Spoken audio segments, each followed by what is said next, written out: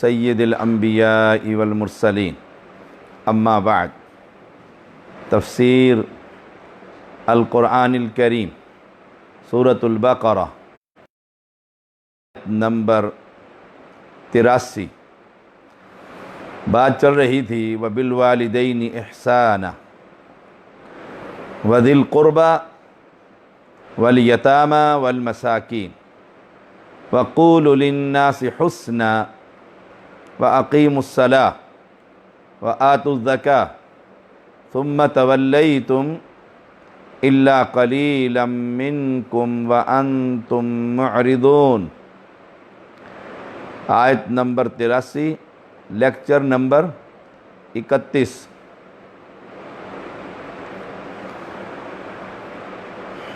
اللہ تعالیٰ نے والدین کے ساتھ نیک سلوک کے بعد پھر وذی القربیٰ قرابت والے رشتہ دار اور والیتامى یتیم، یتیم وہ ہے جس کا والد بچپن میں فوت ہو جائے۔ علی بن ابو طالب رضی اللہ تعالیٰ بیان کرتے ہیں رسول اللہ صلی اللہ علیہ وسلم نے فرمایا بالغ ہونے کے بعد یتیمی نہیں، جو اور بیٹا لڑکا اور لڑکی والد فوت ہو گیا ہے تو یتیم ہے، اس کے تا حسن سلوک۔ پیغمبر علیہ السلام کا فرمان ہے کہ یتیم کی کفالت کرنے والا، اس کے سر پر ہاتھ رکھنے والا کل قیامت کے دن جنت میں میرے ساتھ ایسے ہوگا جیسے یہ 2 انگلیاں، بڑا اجر ہے۔ لیکن جو ہی وہ لڑکا لڑکی یا اولاد جو مرنے والے کی بلوغت کو پہنچ جائے تو پھر یتیم نہیں ہوتا، پھر یتیمی ختم ہو جاتی ہے۔ امام البانی اس کو صحیح قرار دیتے ہیں، امام ابو داود اس کو بیان کرتے ہیں، حدیث 1873۔ فرمایا والمساکین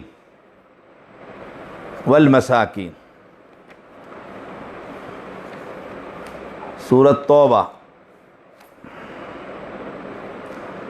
آیت نمبر 60۔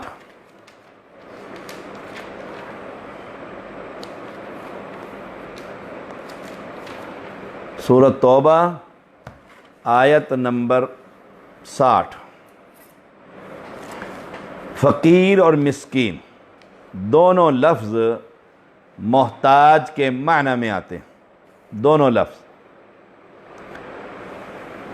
بعض اہل علم فقیر کو بدحال قرار دیتے ہیں اور بعض مسکین کو، اور بعض دونوں کو ہی ایک قرار دیتے ہیں۔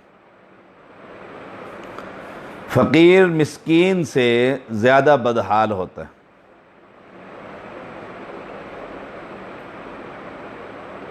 فقیر بمعنی مفقور، ضرورت کی اشیاء نہ ہونے کی وجہ سے گویا اس کی کمر ٹوٹی ہوئی ہے۔ فقرات الظہر، ضروریات کی چیزیں نہیں ہیں، ضرورت مندی نے اس کی حرکت کو سکون میں بدل دیا۔ گویا فقیر کی حالت اس شخص کی ہے جس کے پاس کچھ نہیں، وہ فقیر ہے، اور مسکین وہ ہے جس کی ضروریات سے کم ہے، وہ مسکین ہے۔ یہ فرق ہے فقیر اور مسکین میں۔ جیسے اللہ تعالیٰ نے فرمایا اما السفینۃ فکانت لمساکین یعملون فی البحر، سورۃ الکہف آیت نمبر 79۔ یعنی وہ کشتی چند مساکین کی تھی جو سمندر میں کام کرتے تھے، ظاہر ہے کشتی کا مالک جو بھی کام کرتا ہو تو بالکل خالی ہاتھ تو نہیں ہوتا، فقیر خالی ہاتھ ہوتا ہے۔ آمدنی ضرورت سے کم ہونے کی وجہ سے وہ ضرورت مند ہوتا ہے۔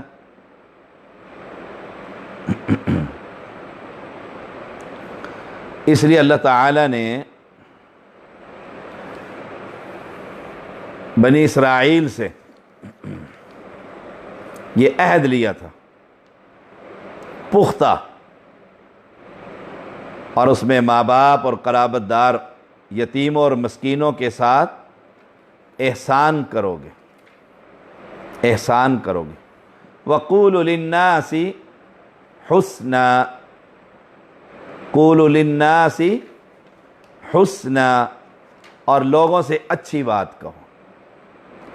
ابن کثیر رحمہ اللہ فرماتے ہیں نیکی کا حکم دے اور برائی سے منع کرے، یہ قول حسن ہے، اچھا قول، لوگوں کو نیکی کا حکم دے اور برائی سے منع کرے، بردباری اور درگزر سے کام لے، جیسا کہ اللہ نے فرمایا لوگوں سے اچھی بات کرے، اور ہر وہ اچھی عادت جو اللہ تعالیٰ کو پسند۔ ابو ذر رضی اللہ تعالیٰ عنہ بیان کرتے ہیں رسول اللہ صلی اللہ علیہ وسلم نے فرمایا کسی نیکی کو حقیر نہ سمجھو، اگر تم کچھ نہ کر سکو تو کم از کم اپنے بھائی کو کھلے چہرے کے ساتھ ملاقات کر لو۔ صحیح مسلم 2626 نمبر حدیث۔ دینے کو کچھ نہیں ہے، بھائی کوئی شخص آیا ہے، وہ کیونکہ دینی اسلام کا بھائی ہے تو مسکراہٹ سے اس کا استقبال کرو، یہ بھی صدقہ ہے۔ یہ بھی قولوا للناس حسنا، لوگوں سے اچھی بات کہو، فساد کی بات نہ کہو، لڑائی کی بات نہ کرو، غیبت اور چغلیاں نہ کرو، اچھی بات، عمدہ بات، نیکی کا حکم اور برائی سے منع کرنا۔ امام ابن کثیر کا قول، نیکی کا حکم دے، اور نیکی سب سے بڑی یہ ہے اسے غیر اللہ کے در سے ہٹائے، سب سے بڑی برائی سے منع کرنا یہ ہے کہ اسے غیر اللہ کے در پر ہٹا کر اسے بتلائے کہ یہ بہت بڑا برا کام ہے، یہ نیکی کا حکم۔ بنی اسرائیل کو اچھی بات کا حکم تھا، قول حسن کا۔ ہماری امت کو، امت محمدیہ کو بھی اس سے بڑھ کر سب سے اچھی بات کا حکم اللہ تعالی نے فرمایا وَقُلْ لِعِبَادِي يَقُولُ الَّتِي هِيَ أَحْسَنُ۔ بنی اسرائیل 53 نمبر آیت، میرے بندوں سے کہہ دو وہ بات کہیں جو سب سے اچھی ہو، عمدہ بات ہو، اچھے اخلاق کا مظاہرہ ہو۔ ایک شخص گالی دیتا ہے اور دوسرا اچھے اخلاق کا مظاہرہ کر کے خاموشی اختیار کرتا ہے تو معاشرہ اور لوگوں کی اکثریت کیا کہتی ہے؟ بزدل۔ ماں کی گالی سن کر آ گیا، باپ کی گالی سنی ہے، بیٹی کے بارے میں غلط بات کہی ہے تو خاموش ہو گیا، ڈرتا ہے، ڈرپھوک، بزدل، اور پتہ نہیں کیا کیا اس کا نام رکھ دیتے ہیں۔ حالانکہ اللہ کریم فرماتے ہیں وَقُلْ لِعِبَادِي يَقُولُ الَّتِي هِيَ أَحْسَنُ، میرے بندوں سے کہہ دو بات کہیں جو سب سے اچھی ہو۔ وہ گالی گلوچ پر اتر آیا ہے تو مجھے خاموشی اختیار کر لینی چاہیے، یا عمدہ بات کہنی چاہیے کہ مسلمان ایسی بات نہیں کر سکتا۔ وَأَقِيمُوا الصَّلَاةَ وَآتُوا الزَّكَاةَ، اس سے مراد وہ نماز اور زکوٰۃ ہے جو بنی اسرائیل ادا کرتے تھے، ان سے پختہ عہد لیا گیا تھا۔ إِلَّا قَلِيلًا مِّنْكُمْ، اس سے مراد بنی اسرائیل کے وہ تھوڑے سے احباب جو رسول اللہ صلی اللہ علیہ وسلم کی بعثت سے قبل اس عہد پر قائم رہے جو اللہ تعالیٰ نے بنی اسرائیل سے لیا تھا، کیونکہ ثم تولیتم اعلان کر رہا ہے، پھر تم پھر گئے اس عہد سے۔ اور اس عہد میں کتنی باتیں ہیں؟ نمبر 1، اللہ کے علاوہ کسی کی عبادت نہ کرو گے۔ نمبر 2، ماں باپ کی فرما برداری، نمبر 3 قرابت دار رشتہ دار، نمبر 4 یتیم، نمبر 5 مساکین، نمبر 6 عمدہ واد، نمبر 7 نماز، اور نمبر 8 زکوٰۃ۔ ثم تولیتم، پھر تم پھر گئے اس عہد سے، الا قلیلا منکم وانتم معرضون، مگر تھوڑے سے تم میں سے اور تم منہ پھیرنے والے تھے۔ یہ الا قلیلا منکم، اس سے مراد بنی اسرائیل کے وہ تھوڑے سے لوگ ہیں جو رسول اللہ صلی اللہ علیہ وسلم کی بعثت سے قبل اس عہد پر قائم رہے، اور جو ہی آپ تشریف لائے آپ پر ایمان لے آئے مسلمان۔ باقی سب نے ثم تولیت، اس عہد کو پس پشت ڈال دی۔ یہ اللہ تعالیٰ کا کمال دیکھیے، حد درجے کا انصاف دیکھیے۔ چند لوگ تھے جو گنتی کے بھی نہیں، چند لوگ انگلیوں کے پوروں پہ بھی مکمل نہیں ہوتے، اتنے تھوڑے سے لوگ جو اس عہد پر قائم تھے۔ اللہ کا انصاف دیکھیے، ان سب کو ان کے ساتھ کھڑا نہیں کیا، سب کے ساتھ الا قلیلا منکم کہہ کر انہیں الگ قرار دے دی، سب کو مجرم قرار نہیں دیا۔ کیوں؟ کہ کچھ تو تھے جو اس عہد پر اللہ کے ساتھ تعلق قائم کیے ہوئے تھے، ان سے الگ ذکر کر کے فرمایا۔ تو یہ وہ عہد و پیمان تھا، اور یہ سارا عہد و پیمان سبق تو بنی اسرائیل اور نعمتوں کا ذکر ہے، امت محمدیہ کو بھی حکم ہے کس بات کا؟ اللہ کی عبادت کا، ماں باپ کی فرما برداری کا، اور رشتہ داروں کا خیال رکھنے کا، صلہ رحمی کرنے کا، یتیموں اور مسکینوں کا خیال رکھنے کا، نماز اور زکوٰۃ کا۔ یہ ساری چیزیں امت مسلمہ کے لیے لازم۔ فرمایا وَإِذَا أَخَذْنَا مِيثَاقَكُمْ لَا تَسْفِكُونَ دِمَاءَكُمْ وَلَا تُخْرِجُونَ أَنفُسَكُمْ مِنْ دِيَارِكُمْ ثُمَّ أَقْرَرْتُمْ وَأَنْتُمْ تَشْهَدُونَ، اور جب ہم نے تم سے پختہ عہد لیا، تم اپنے خون نہیں بہاؤ گے اور نہ اپنے آپ کو اپنے گھروں سے نکالو گے، پھر تم نے اقرار کیا اور تم خود شہادت دیتے ہو۔ ایک دوسرے کا خون نہیں بہاؤ گے، ایک دوسرے کو ان کے گھروں سے نہیں نکالو گے، یہ نہیں فرمایا اللہ تعالی نے۔ کمال دیکھیے، فرمایا تم اپنے خون نہیں بہاؤ گے۔ دوسرے کا خون بہانا گویا اپنا خون بہانا ہے، اور نہ اپنے آپ کو اپنے گھروں سے نکالو گے، اپنے آپ کو، ایک دوسرے کو نہیں۔ نکالا تو ایک دوسرے کو تھا، قتل تو ایک دوسرے کو کیا تھا، کیونکہ امت مسلمہ کے افراد ایک جسم کے مانند، کسی بھی مسلم کا خون بہانا اپنا خون بہانا۔ رسول اللہ صلی اللہ علیہ وسلم نے فرمایا مثل المؤمنین فی توادہم وتراحمہم وتعاطفہم مثل الجسد اذا اشتکا منہ عضو تداعی لہ سائر الجسد بالسحر والحمى۔ صحیح مسلم۔ تمام مومن اپنے باہمی دوستی، ایک دوسرے پر رحم، ایک دوسرے پہ شفقت، ایک جسم کی مانند، مثل الجسد، ایک جسم کی مانند۔ جب اس کا ایک عضو بیمار ہوتا ہے تو سارا جسم بیمار، مصیبت اور بخار میں مبتلا ہو جاتا ہے۔ یہ ایک امت مسلمہ کے افراد، اس لیے کہا اپنا خون نہیں بہاؤ گے، اپنے گھر سے نہیں نکالو گے، اپنے گھر سے نہیں نکالو گے۔ ثم انتم ہؤلاء تقتلون انفسکم وتخرجون فریقا منکم من دیارہم تظاہرون علیہم بالاثم والعدوان وإن يأتوكم أسارى تفادوهم وهو محرم عليكم إخراجهم وهو محرم عليكم إخراجهم أفتؤمنون ببعض الكتاب وتكفرون ببعض فما جزاء من يفعل ذلك منكم إلا خزي في الحياة الدنيا ويوم القيامة يردون إلى أشد العذاب وما الله بغافل عما۔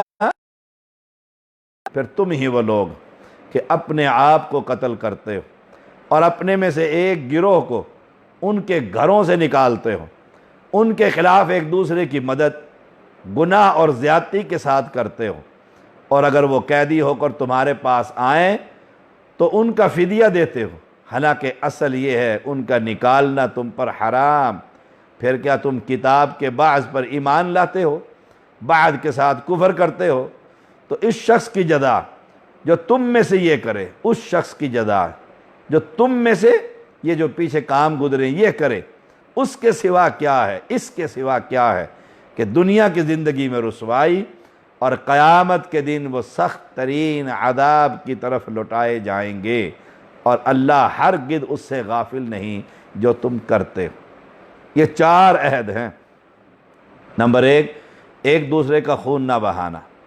نمبر 2، ایک دوسرے کو گھروں سے نہ نکالنا۔ نمبر 3، ایک دوسرے کے خلاف مدد نہ کرنا۔ نمبر 4، قیدی کو فدیہ دے کر چھڑا لینا۔ یہ 4 تھے عہد، وَإِذْ أَخَذْنَا مِيثَاقَكُمْ، 4 چوٹی کے عہد تھے۔ اب وہ کرتے کیا تھے؟ صرف فدیہ پر عمل کرتے اور باقی 3 کی مخالفت کرتے تھے، باقی 3 کی وہ مخالفت کرتے تھے اور بلا جھجک ان کا ارتکاب کرتے۔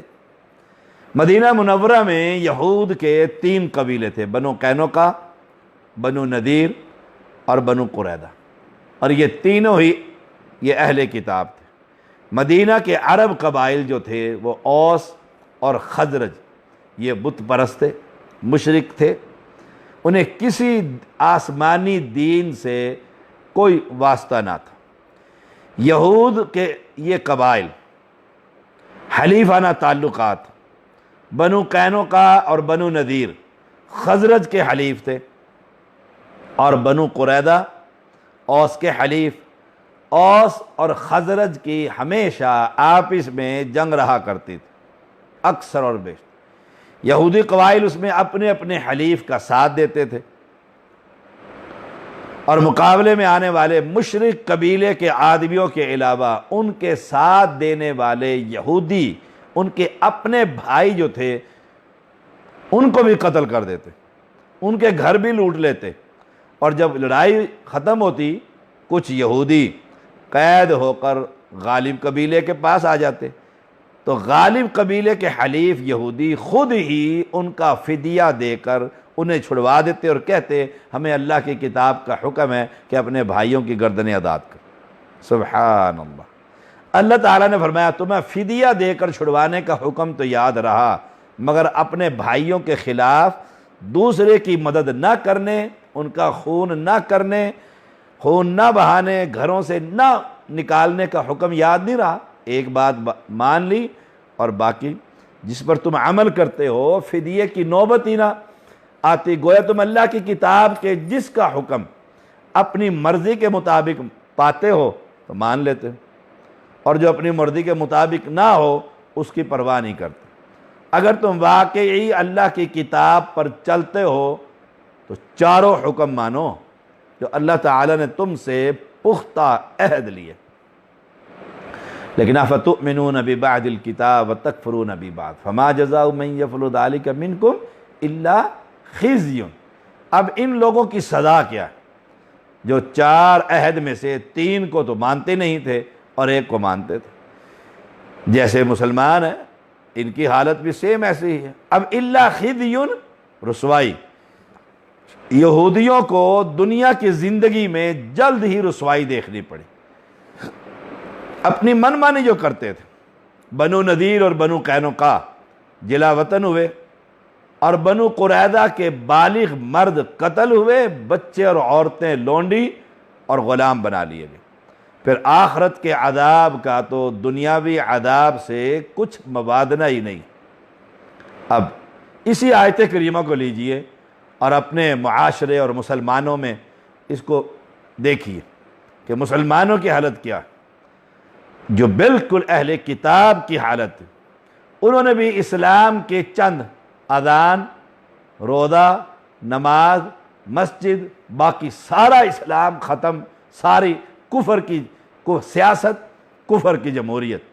معیشت کفر کا سود، معاشرت کفر کا لباس، تہذیب و تمدن، ہر چیز کفر کی، صرف نماز، اذان، مسجد، یہ 4-5 جو شاعر اسلام ان پر انہوں نے رکھا ہوا ہے۔ قربانی آئی تو قربانی کر لی، عید آئی تو عید کی نماز پڑھ لی، سبحان اللہ و بحمدی، بالکل قدم با قدم یہودیوں کی طرح مسلمانوں کی زندگی گزر رہی۔ مسلمان خنزیر کا گوشت نہیں کھاتا، خنزیر کا نام بھی نہیں لیتے، نام لینا بھی پسند نہیں کرتے۔ سور کسی کو کہیں دیکھیں جی یہ مت یہ الفاظ نہ استعمال کر، یہ بڑے گندے الفاظ، یہ نہیں کرتے۔ لیکن سود سے پرہیز نہیں کرتے۔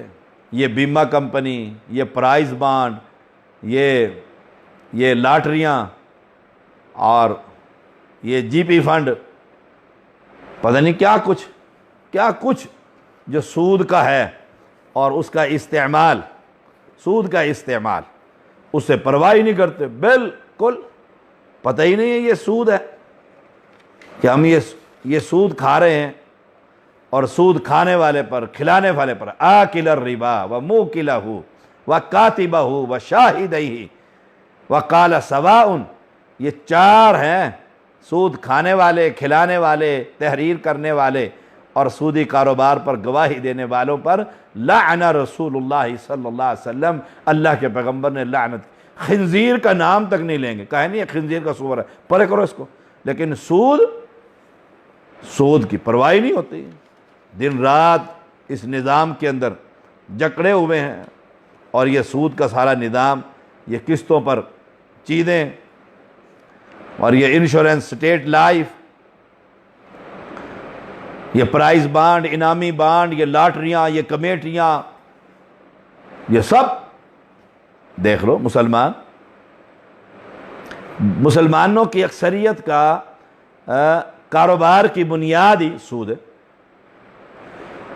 فیکٹری آپ دیکھیں لون پر چل رہی ہیں، کیا اس میں عقیدے والے اور بد عقیدہ والے، اور کیا خیر الا من رحم ربی۔ اور میں نے ایک مرتبہ سیالکوٹ میں تقریر میں کہہ دیا کہ ان مدارس کو سود کا پیسہ نہ دو، تم یہ سمجھتے ہو کہ 10 لاکھ ہم نے ان کو دے دیا اور وہ جو سودی کاروبار تھا وہ سارا جائز ہو گیا۔ میری بات وہاں کے جو کمیٹی کے ذمہ دار تھے انہیں سمجھ آ گئی، حاجی صاحب کو۔ وہ ایک فیکٹری میں گئے، انہوں نے کہا دیکھو بھائی سود کے پیسے نہیں دینے ہمیں مدرسے۔ اس نے کہا جی یہ چیک بک اپنی، یہ چیک مجھے واپس کرو، ہمارا تو ہے ہی کاروبار سارا سود کا۔ اب سود کا کاروبار کر کر خنزیر کا نام لینا نہیں گوارا کرتے، لیکن سود پر ناز کرتے ہیں۔ لون لیا ہوا ہے جی، نام ہی تبدیل کر دی، نام ہی تبدیل کر دی۔ الا من رحم ربی، بہت کم لوگ ہیں جو خالصتاً حلال کماتے اور حلال کھاتے ہیں۔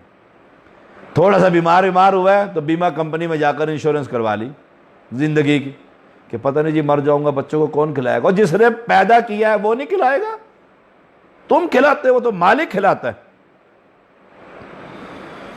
قبلے کی طرف منہ کر کے کوئی بندہ پیشاب کرے، دیکھنا ذرا، ہو جلوس نکال دیں گے لوگ، جلوس، دیکھو جو قبلے کی طرف پیشاب کرتا ہے یہ کیسا مسلمان ہے، اور ایک سجدہ مسجد میں آ کر نہیں کرتا، ایک نماز پڑھنے کے لیے تیار نہیں، قبلے کی طرف پیشاب نہیں کرنا۔ باہر جائے گا تجارت کے لیے دوسرے ممالک میں تو جھٹکے کے ساتھ ذبح، جھٹکے کے ساتھ جو وہ مرغی کو کر دیتے ہیں حلال، جھٹکا مارتے ہیں، بس گردن اتاری فارغ، جھٹکے مارے جانور ذبح، جھٹکے والی مرغی شرعی طریقے سے جسے حلال نہ کیا گیا اسے کہتے ہیں جھٹکے سے ذبح کرنا، یہ تو حرام ہے، یہ نہیں کھانی، یہ نہیں کھانی۔ لیکن شراب کے پیالے اندر جا رہے ہوتے ہیں، اور شباب دائیں بائیں بغلوں کے اندر ہوتی ہیں، ہوٹل بھرے ہوتے ہیں، باہر کیا یہیں آپ دیکھ لو، مرغی سے مرغی منگواؤ، انہیں لبرل کو جاؤ مرغی لے کر آؤ، کہ جھٹکے والی مرغی نہیں، حرام ہے، حلال کر کے چھری سے دو ہمیں مرغی۔ اور نیو ایئر آئے گا تو رات کو دیکھو یہ سارے بلیو ایریا کے ہوٹل میں کنجر خانہ کیسے ہوتا ہے، کیسے گندی عورتیں اور یہ گندے مرد زنا اور شراب اور شباب کی مجلسیں سجاتے ہیں اسلامی جمہوریہ پاکستان کے اندر رہ کر، اور بات کرو تو ایجنسیاں متحرک ہو جاتی ہیں تو ملک کے خلاف بات کر دی ہے۔ اس ملک کی بنیاد اللہ کی توحید ہے، اور اللہ کی توحید پر ڈاکے ڈل رہے ہیں۔ شراب اور شباب سے پرہیز نہیں کرتے۔ یہ بسنت آتی ہے، یہ سارے مسلمان دیکھو کیسے پتنگ بازیاں کرتے ہیں، کتنے بچوں کی گلوں پر یہ پھر دھاگا پھر جاتا ہے ان کی ڈور، اور وہ قتل ہو جاتے ہیں، کوئی پوچھنے والا نہیں ہے۔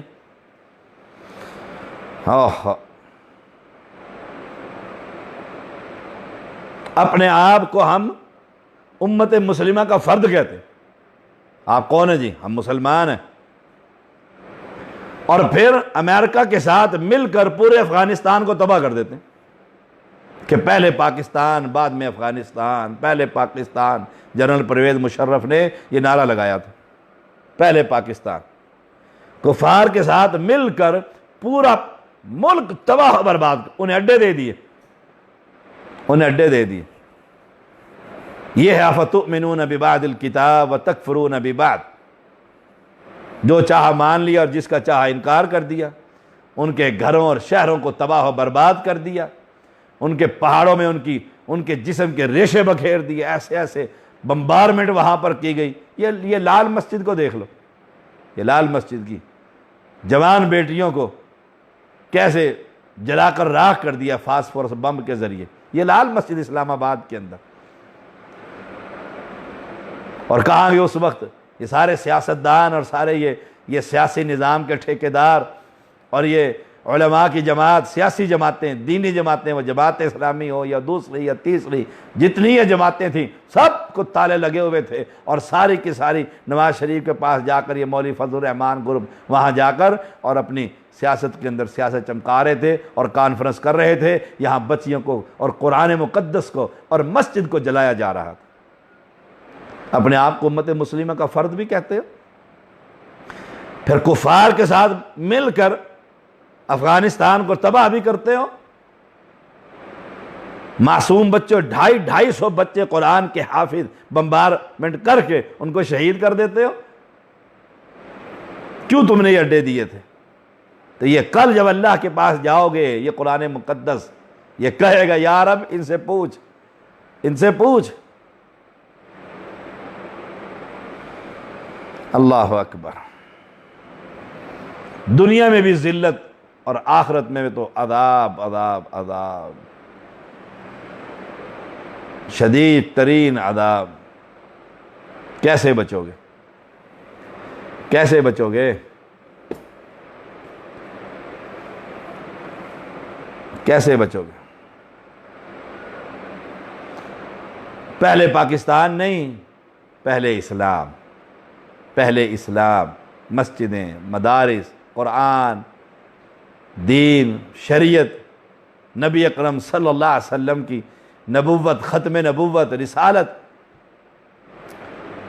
تو شیخ کا تو فتویٰ آ گیا تھا سعودی عرب کے مفتی اعظم کا کہ جو شخص کسی مسلم کے خلاف کسی کافر کا ساتھ دے تو وہ مسلم نہیں، وہ کافر۔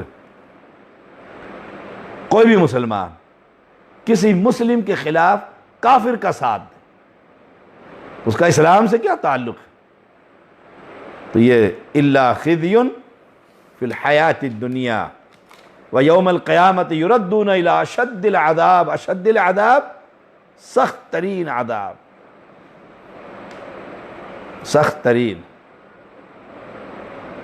وما اللہ بغافل عما تعملون، اللہ ہرگز اس سے غافل نہیں جو تم کرتے ہو۔ وآخر دعوانا ان الحمد للہ رب العالمین۔